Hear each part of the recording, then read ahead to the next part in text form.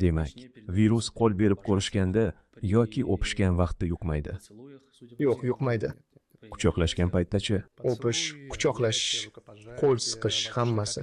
U havo tomchi yo'li orqali yuqmaydi. Faqatgina jinsiy aloqa yo'li bilan yoki qon orqali o'tadi.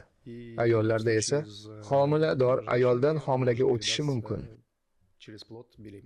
Demak, ayolda virus bo'lsa, tegishli ravishda homilaga yuqadi. Agar ayol kasallangan va homilador bo'lsa, virusni homilaga yuqtirishi ehtimoli xavfi mavjud. Ammo bu ko'p uchraydigan holat emas menimcha. Xuddi shunday, Ko'p uchramaydi. asosiy yo'llar qon orqali, jinsiy aloqa orqali va yana rivojlanmagan mamlakatlarda Ijtimoiy jihatdan.